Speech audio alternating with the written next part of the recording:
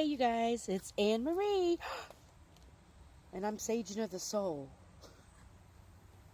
and this is Ra. Oh, hello, Ra. I love you. I'm having a ball today. I hope everybody's having a great Thursday. Happy full moon. I thought we'd pull some Ascended Master cards. When things fall, let them fall. When things are not going the way you want them in your life, just let go what needs to be let go of. You can mourn it. You can wish it well. But go with the flow. Let things go. Let it go. I've never pulled this card before. Number 9. Sandalphon, turquoise. Forgiveness, seeking freedom, healing, resentments, bitterness, withdrawal, pain. Wow. And this gentleman on the card, it's interesting, is letting it all go. And each one of these pieces of paper say something different.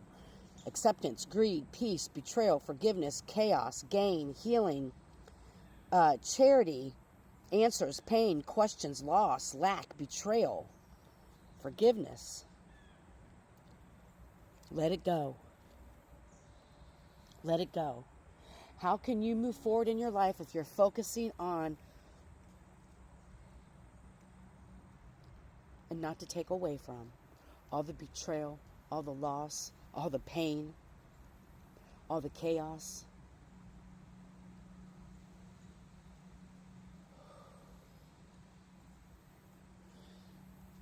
It's time. It's time. It's time for you to let this go. This doesn't mean it doesn't happen. It doesn't mean you still don't heal from it.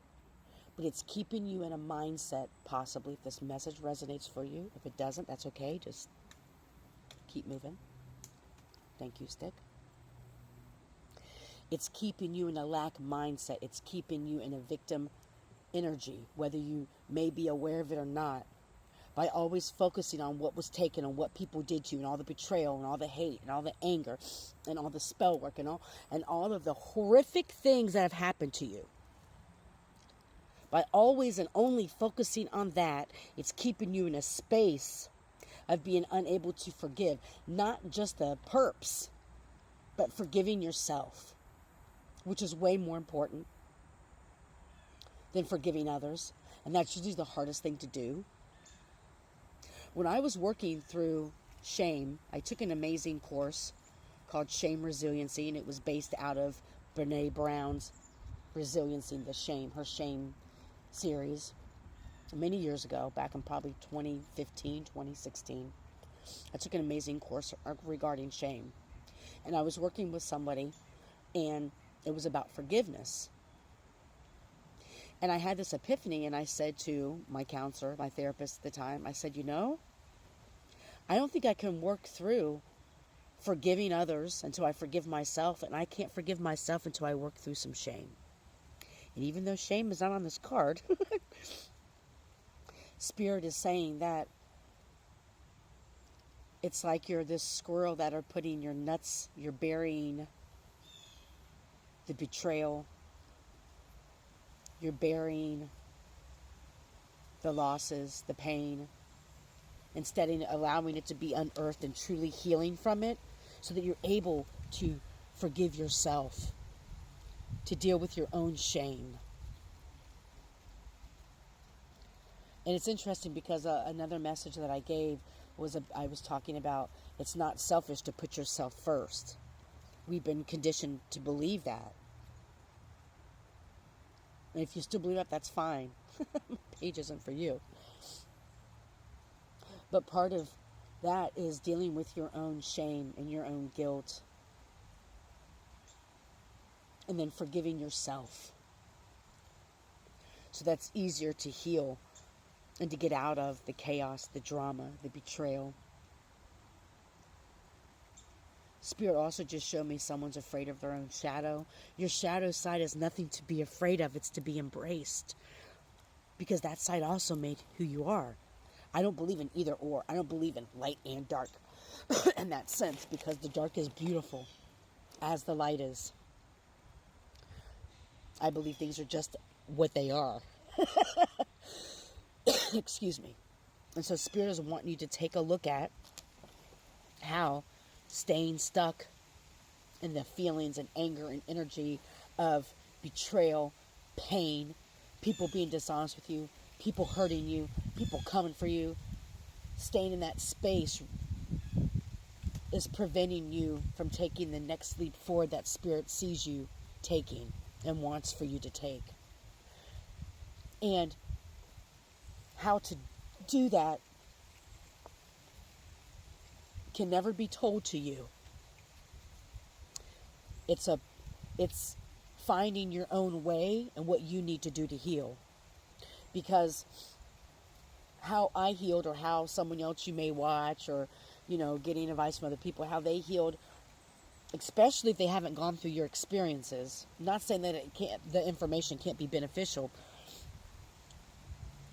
but it may not be as effective. And then when you take these suggestions from multiple people or whatever it is that's not innately in you and from Spirit, what you're guided to do for your own healing, and then when it doesn't work, or you don't get the desired results, or with the results told to you, I'm seeing a false prophet, some people, and then it creates more shame. Like, well, this worked for these people, how come it didn't work for me?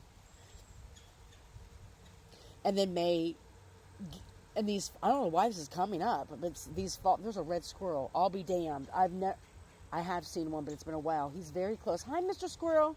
Now I gotta look up what a red squirrel is. I just saw an albino squirrel yesterday, so I gotta look at what a red squirrel means now.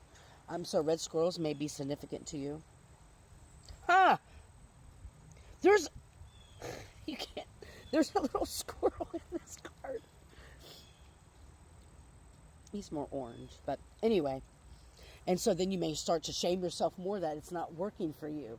And then think, oh, I just can't heal. This worked for this person, or they said I had to do A, B, C, and D, and I would be healed, or this would help me. It's not that we don't take suggestions from other people, but that's why it's important to quiet your mind and sit with Spirit, or whatever your Spirit team is, or whatever it is for you to believe in a higher power, even if your higher power is just within yourself, sitting with yourself and what do I need to do to heal? Everybody thought I was crazy when I was like, trees heal me. This is what worked for me. Doesn't mean it's going to work for you. I possibly believe it can work for a lot of people if the intentions are pure. So Spirit is saying that it's a time for healing certain betrayal wounds that continue to show up in your life. An indication, a suggestion of an indication, take what resonates, that a wound is still there, is that you see it being recreated in your life. If you haven't healed the betrayal wound, there may still be energies around you or that comes into your life that continue to betray you.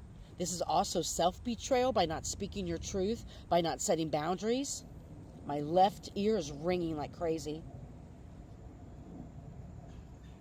How are you betraying yourself in your life?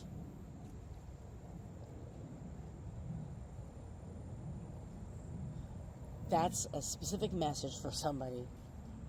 There's a strong betrayal wound. And when we don't heal that wound, we recreate those betrayal wounds to be reopened into our life by betraying ourselves, by not speaking our truth, by not having boundaries. And it's not to shame anybody.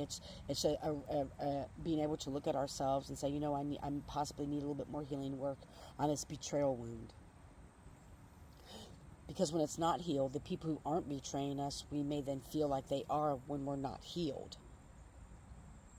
When we don't hear the narcissist wound or other wounds in our life, we may misconstrue the good coming into our life as the same exact thing. I'm not saying that it's not, because when we don't heal it, it creates itself in our life, if that's making sense. Spirit's like, it will make sense to who it needs to make sense to. So leave it at that. That's okay. So you will find